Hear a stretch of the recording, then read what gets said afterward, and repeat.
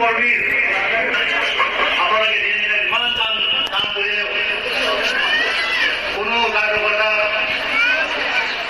যেনে ধৰণৰ কৰ্মী মৰ্যাদা থাকিব লাগে, আত্মসন্মান পাব লাগে, ঠিক তেনেধৰণৰ মই ডিপিএমৰ যুৱ কমিটিৰ সভাপতি হৈও তেনেধৰণৰ মই সন্মান পাবলৈ সন্মান অধিকাৰী হ'বলৈ মই সক্ষম নহ'লো। যেই নহওক বিপিএ দল এক কথাত যদি ক'বলৈ যায় সেইখন দলত গণতন্ত্ৰ বোলা ধৰণৰ চিষ্টেম নাই।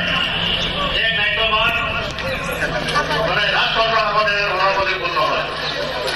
আমাৰ সাধাৰণ মহিলাকে যি ধৰণৰ বিচাৰে ঠিক তেনেধৰণে কৰিব লাগে। গোটেই গোটেই বনীয়া কুকুৰৰ দৰে কাম কৰিব তেনেধৰণৰ কথা। যিয়ে নহওক এইটো হ'ল তেওঁৰ দলীয় বিষয়, কিন্তু মই ভাবোঁ তেনেধৰণৰ য'ত মানে স্বাধীন আত্মসন্মান নাই, য'ত আদৰ নাই, আত্মসন্মান থকা কৰ্মীসকলে নিজৰ দলত থাকিব নোৱাৰে।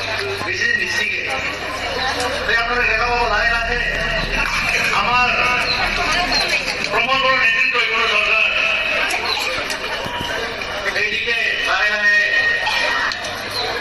ডিপিএমৰ পৰা শিশুলোকে হ'বলৈ ধৰিছে। মোৰ লগতো আৰু যোৱা সেইদিনা মই দুবাৰ জইন কৰিলোঁ আৰু 4,000মান জইন কৰিব লগা আছে।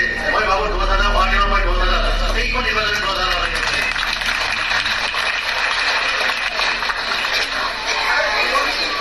আমাৰ বড়োহাটৰ ৰাইজে ভাবিছিলে আগৰ ভাবিলে যে এটা বড়ো জনগোষ্ঠী জাতীয় নেতা, কিন্তু আজি তাই কৈছে নেতা পাওঁ একেটা হঠাৎ কোনো জাতি নেতাৰ কোনো কাৰ্যসূচী নাই।